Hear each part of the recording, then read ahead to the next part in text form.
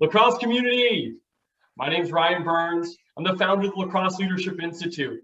It's our mission to empower all those that love lacrosse, to recognize the skills you gain from the sport, to ultimately live your best life possible. Today, we're so fortunate to be joined by Whittier's head coach, Curt Foxx. Curt, thank you so much for being here today. For those in our community that aren't quite aware of your story, can you share with us how you got involved in lacrosse in the first place? Yeah, I grew up in Chicago, and it was at that point in time not a traditional heavy lacrosse area. There was only about 30 high school teams at that point in time, and I had played football and wrestled, and grown up playing other sports. And one of my best friends from the football team, he ended up he was a really good lacrosse player. He was one of our running backs, and then he was also a midfielder and in lacrosse, and he kept trying to get me to play lacrosse. And I think after my sophomore year, I said I'm going to try it out, and met with a coach and really fell in love with the sport. And I didn't have a spring sport at the time. I had tried track and field, but just no disrespect to it, just all the throwing and discus, shot put, all that, hammer, whatever, just wasn't as interesting or exciting as the opportunity to play lacrosse. And so, kind of took that and I ran with it. And I've it's been a big part of my life ever since I was, in high school. I love to hear you're a multi-sport athlete and you found that opportunity to play lacrosse. I think there's so many of us, me included. We were playing other sports. Baseball got dull, found the lacrosse field, and then it just stuck from there. Can you share a little bit more about your journey then after finding lacrosse and all your coaching experience? Yeah, I ended up going to Kenyon College in Ohio, in the NCAA, and I played football there. I wasn't as good at lacrosse, but I loved it. Football had always been something I'd been really talented at as opposed to other sports. I would always try to go back to my high school, Loyola Academy in Chicago, and coach. And I was fortunate enough to get my coaching start doing camps and clinics and things like that. And then coaching, the preseason for the high school, in January before I went back to college, and then coming back in May and June and helping them out during the playoffs. I kind of knew then that I wanted to be a teacher and a coach, and I ended up getting my master's degree in education, not down over at Vanderbilt in Nashville, Tennessee, where I was also, coaching high school lacrosse, and then after that, I moved to Raleigh, North Carolina, where I was coaching football and lacrosse at a high school, and I was a history teacher. Fun fact, the first person who ever hired me to coach high school football was Steve Rivers, who's Philip Rivers' dad. So I was on his staff a couple years before he retired. And so kind of I got in this, I guess niche where I was a head lacrosse coach and an assistant football coach and a history or religious studies teacher or psychology or whatever. And I did that for a couple years, and then I kind of got this itch to go to NCAA, and I put my feelers out to about 27, 30 different colleges. I heard back from 2 or 3, interviewed with 3, and then I ended up taking the assistant job at Hood College in Frederick, Maryland. A great guy named Derek Duman gave me the opportunity to be his assistant. And it was my first foray into NCAA lacrosse. We were fortunate, that year, I think it was 2007. Salisbury was on their 2 or 3 year win streak. Stevenson had just changed over from Villa Julie, and they were very good. At that time, York was still good. St. Mary's College in Maryland was a top 25 team. Wesley was good. Everyone in our conference was good at lacrosse. And then out of conference, we played the ODAC schools. So we got to compete against Lynchburg, Washington and Lee, We got to compete against Roanoke. So my first season as assistant, we went 0-17, and it was just like, all right, and we recruited and we worked hard, and then the coach at the time said he was just going to focus on his teaching career, and we kind of switched positions where I became the head coach at Hood, and then he ran the substitution box and he helped me out with recruiting, and then my first year, I think we went 1-13 and then 6-11. And, at that time I was still, full-time employed teaching at a Catholic high school, religious studies. And I was coaching football at that high school, and he was the principal there. So, it helped to, and I took an opportunity at Hendrix College in Little Rock, Arkansas. And I got there and I was there for 7 years. And I was, head lacrosse coach, helping out with the football team, doing a lot of things, even teaching some courses in the kinesiology department. And after that, I kind of moved out to LA for a coaching change with my wife. And I was back in the high school ranks, coaching high school football, teaching religious studies, and coaching lacrosse. And it all kind of came full circle with Whittier, because one of my former friends and teammates and someone I had coached when he was in youth, but he had an amazing career at the Division I level and then the professional level. Nick Marks, he gave me the opportunity to be his assistant again at Whittier, and so I came back to Whittier, where I assisted him for 3.5 years. He ended up taking another Division I coaching position, and I was promoted to head at Whittier. And so, it's a small lacrosse world. We all know each other and we all know someone. And, I think I just worked hard and tried to do the right thing at all times. And at some point, it paid off, and I became a head coach again. And Whittier is it's definitely a destination job for a coach, location, academics, good lacrosse team. So I was really fortunate to be given the opportunity to serve as the head coach here. Wow. Curt, there's so much that goes into your story, and you can tell that there's grit and resiliency throughout all of it, going and being able to take a team that's 0-17, ultimately turn things around and build a culture and the team, and now to be in a destination head coach role. Do you have a pinnacle lacrosse moment, though, throughout your career, whether it's playing or coaching, or are there maybe a couple pinnacles that really stick out to you?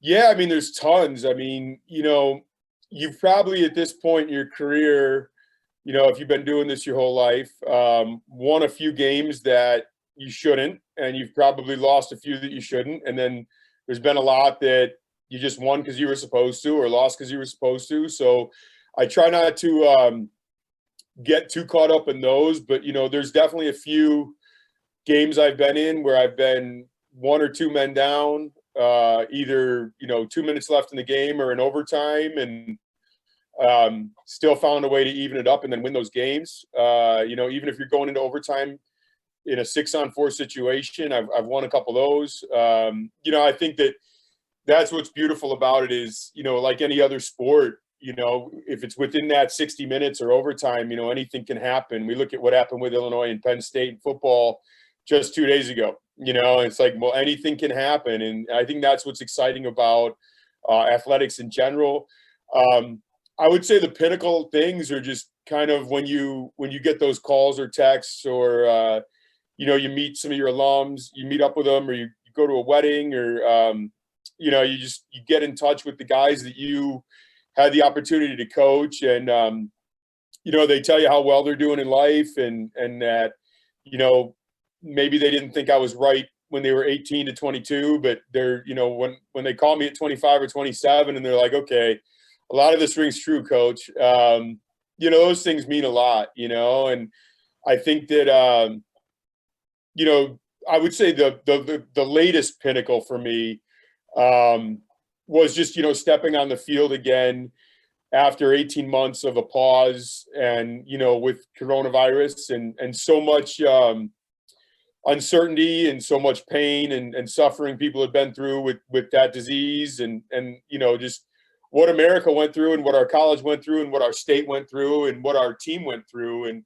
what the world went through with this international pandemic. And so I just felt really lucky and fortunate and blessed that on September 5th, after we hadn't played since like March 12th, 2020, 500 some, 580 days, we got the team back for practice, and we had a successful fall season, and we're looking forward to the spring. I think that, that was one of the most important things in my life, just to be able to weather that storm, and that the student athletes just stuck through it and took it a day at a time and came out, all the better for it.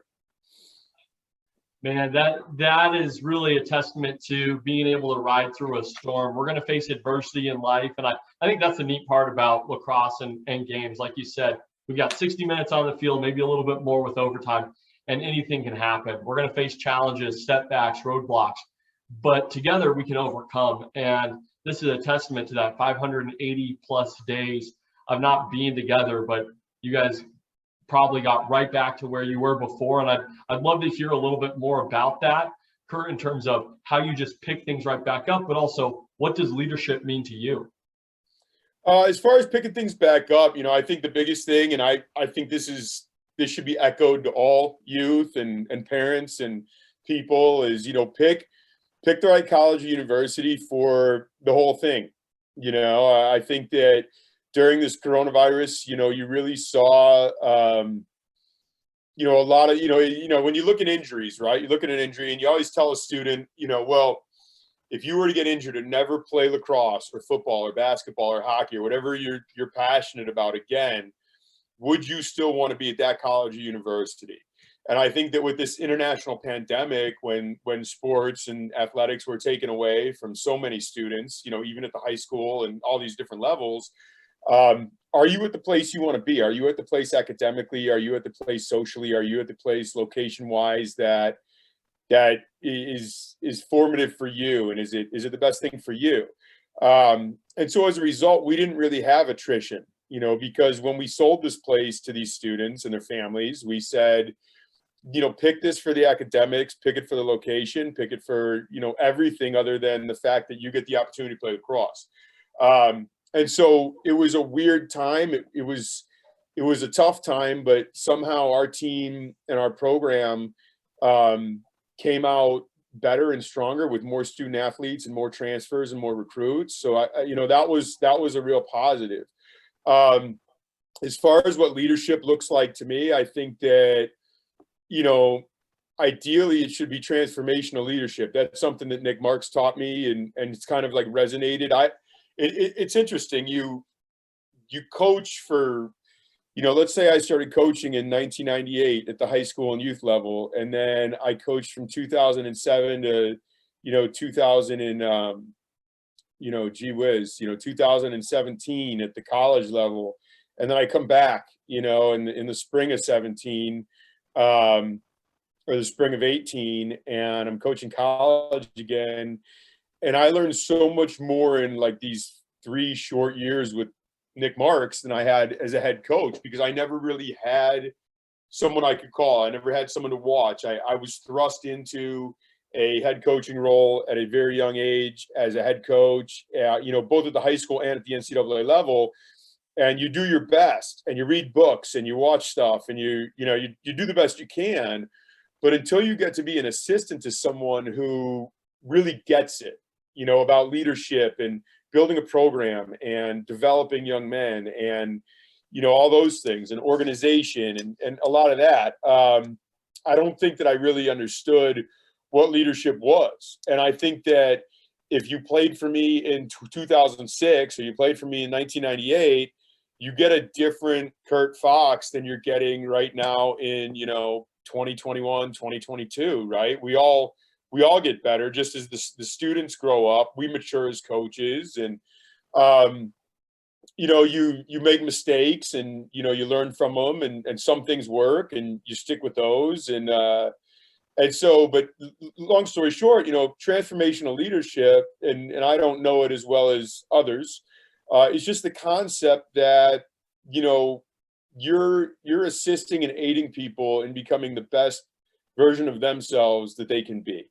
And you're creating them into leaders. And I think that, I think leadership is something you earn. It's not something that, you're just given. There's obviously de facto versus de jure leadership, well, there are leaders that are just given leadership roles. Does that mean that they're great leaders? Not necessarily.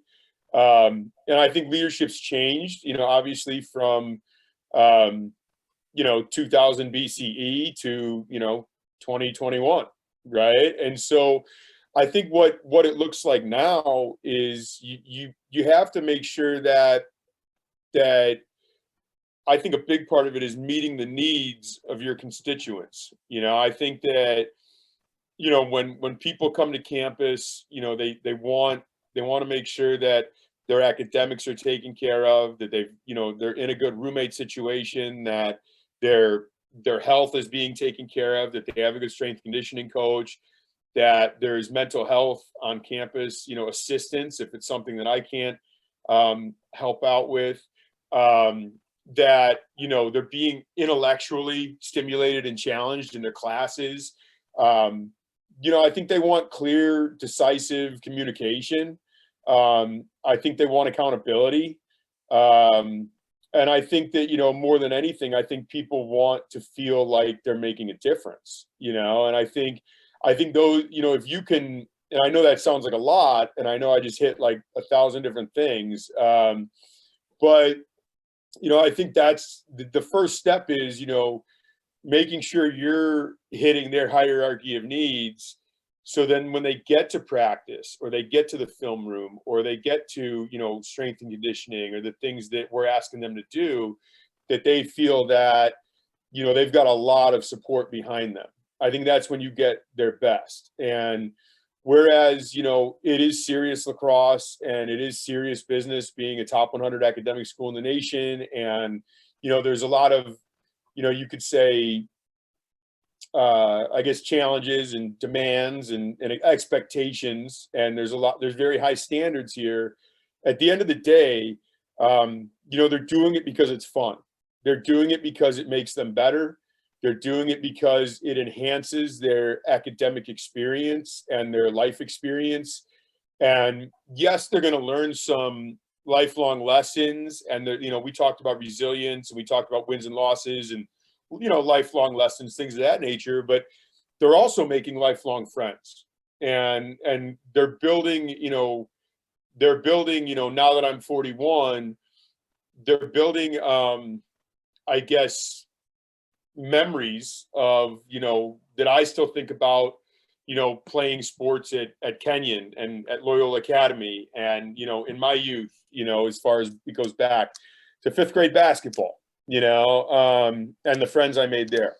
So that's kind of like my broad strokes interpretation of leadership. I think that if you clearly communicate standards and you clearly communicate expectations throughout the recruiting process and throughout your practices and your meetings and your interactions with them, and then you give them all the support you can, I think they really appreciate that. I guess, but in short, I think that young people deserve an excited adult that really wants to dive into every day and enjoy it. And they keep you mentally, emotionally, and physically young. I don't look young, but they definitely keep you going. And that's a big part of that is I just get really excited about every practice. The coaches always used to make fun of me because I'd be like, let's plan practice,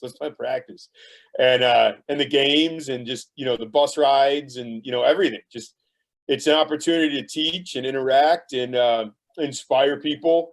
And lacrosse is one of many vehicles you can do it in, if you really do love teaching. So, well, Curt, you can tell how much energy you have just in general, whether it's the kids keeping you young, or just, I think, your natural affinity towards life and having a positive impact. It's huge, and it's so important, because I don't think everyone views that young adults deserve to have someone who has that energy and that passion, that commitment towards the team. But because you have that, it really strengthens your position. And I can imagine the team really stands behind you and sees what your vision is. And when you're clear and concise with your message, it's easy to make sure that people aren't upset, because at the end of the day, when we have expectations and they're not met, that's when we get upset. That's when we get angry or get anxiety. And I think as a leader, it's our job to make sure that that doesn't happen, because people can't perform at their best. And that's really what we're trying to do. When you can find out what each player's goals are and be able to empower them to be successful, that's the best leaders that we consistently see time and time again.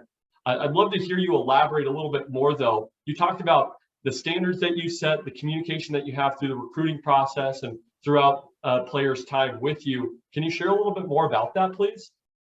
Yeah, I think a big thing is, at Whittier, we've been fortunate. This program started in 1980, so it's the same age as I am. And, they had a team in 1980, and we have a team this year. And so you've got alums and you've got a president and athletic director. You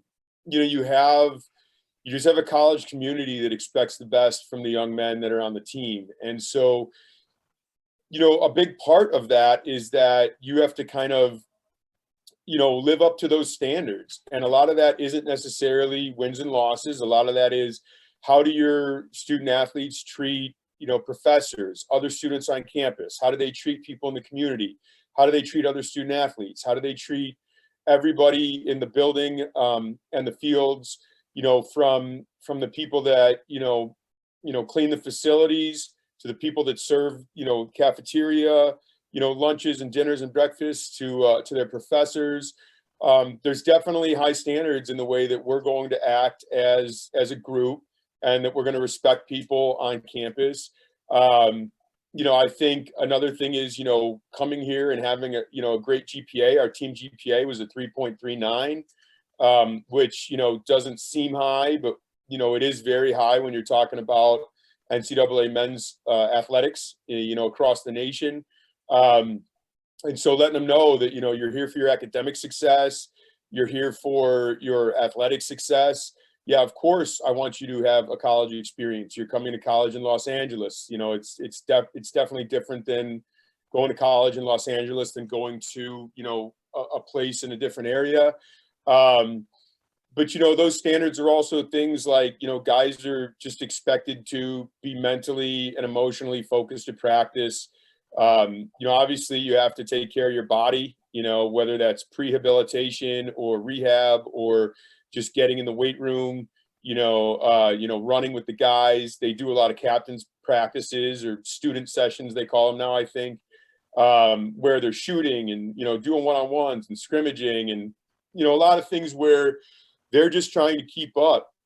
And I think the beauty of Division III is there's definitely a balance between academics and athletics. So, a lot of this is done on their own. You get your 16 dates in the fall, and then you get X amount of games and X amount of practices in the spring. But it is a lot of self-guided, work. And so, there are just standards of, okay, like, you're on a good team, you're a good student athlete, here's the things you need to do to keep that going. I think that, leadership is more than just posting some sort of, sign on a wall in the locker room, or just having some, Latin phrase on the bottom back of the shooting shirt. I think you have to cultivate it. I think you have to remind people of it. I think you have to talk about it every single day. The NCAA has given us 10 sessions on, leadership, teamwork, team development, things that are not lacrosse related. And, we use about 9 of those, and it's everything from working on your resume to career development to, working with a sports psychologist to, talking as a team about those types of things, overcoming adversity, being a great teammate. During coronavirus, we did a book club where we read, I think, 8 or 9 different books, and then we met about those books once a month. And they were books by Urban Meyer and Jim Tressel and Coach Krzyzewski and, you know, some of the great coaches of other sports, you know. And I think that those types of things, I think, you know, I think constantly cultivating that, because any slogan is any slogan, but it doesn't really mean anything if you're not understanding and living up to it and thinking about it. So, you know, I think that that's a big thing. I think you have to spend a lot of time on that. And, you know, as much time as you spend on that, people are still going to kind of miss the mark at times. They're still going to, you know, stray a little bit, and you just got to remind them of why we're all here. And, you know, you know, I remember coaching college football. One thing a head coach I worked for once said was, you know, it's the here for rule. If you're not here for what we're here for, we're going to be here for a lot longer than you're here for. And that was a little bit, you know, tougher than I usually, you know, put things. But, you know, if you're in it, you know, and you're in something, a group effort, everyone needs to be bought into it to a certain extent. Yeah, I think it's one thing to have a mission and a vision, but you have to actually execute and you have to work to make that actually happen. And we know that. I think the big thing that comes up for me is you're ultimately the aggregate of the people that you hang around. And how you do something is how you do everything. So if you're going to be focusing hard on athletics, school, family, mental life, you're going to be a much more successful person. And when you surround yourself with people that are in the same vicinity and doing the same things, ultimately you all elevate each other. And that's what I took away from lacrosse on the Arizona State team is you have a lot of successful people just pushing one another. Curt, I love this conversation, and I hate that we're getting close to the end. Do you have any last comments, though, on lacrosse or leadership that you'd like to share with our community? Not really. You know, I think you had the one question on there. You know, I don't know if you want to do how has lacrosse affected your life, or the single most important thing that youth can do to play at the next level. I'd love to hear it. You know, I would say, you know, it's affected my life because for the last 22 years, it's pretty much been my sole source of income. So I'd say it's been good to me.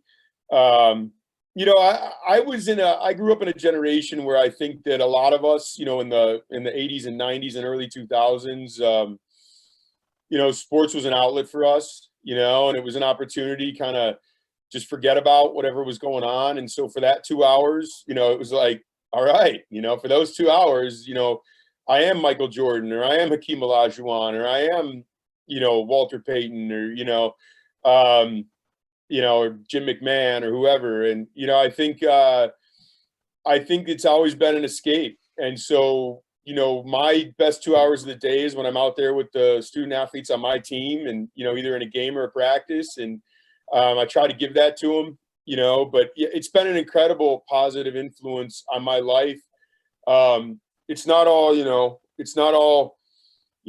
rainbows and sunshine, you know, but if you get to go out there and be with people that you care about and love and do something you love and something you care about, I think that's more than a lot of people get to do in the world on a day-to-day basis, and we're blessed for it. As far as, what to do as far as, you know, for younger players to progress to the high school and the collegiate level, I think just keep working hard. Understand that it's not always going to be perfect. You know, if you love it, you love it. I remember when I played college football and high school football, you know, guys at times would complain about watching film or lifting weights or going to practice. And, you know, I loved practice. And, you know, football practice isn't as fun for a lot of people as lacrosse practice. You know, odds are you're not going to touch the ball, you know, unless you're like one of like 5 people. You know, you got 150 people on a football field and 5 of them touch the ball. You know, and that was a big thing for me in lacrosse. I also think, you know, like if you don't want to do the film and you don't want to do the lifting and you don't want to wake up and you don't want to go to practice and you're not ready to win, lose, or get injured or, you know, deal with physical and, you know, sometimes mental, emotional challenges and pain, you know, then, you know, you don't really love it. And I think, you know, I've loved this sport from the time I put on my first cleats and my first set of equipment from playing against sports. You know, and you know, I think that I just think from my perspective, I think that, you know, if you really love something, you stick with it.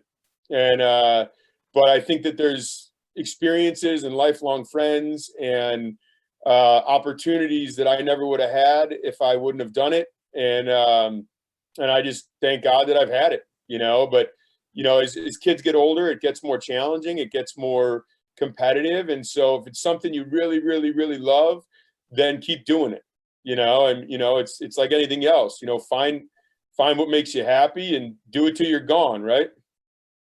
Absolutely. And if you love what you do, you're not working a day in your life, and you're No. willing to deal with all the hardship, the challenges, the setbacks, because you're doing what you love. You're in the sport. You're surrounded by people that have the same passions. And Curt, so thankful for this conversation, because we see your passion, your love for the game, and I know you're making a huge impact at all your players. Thank you so much for being on here today. Thank you so much. And you have a great day and have a great week. I appreciate your time, and I'm honored to get the opportunity to be on the show.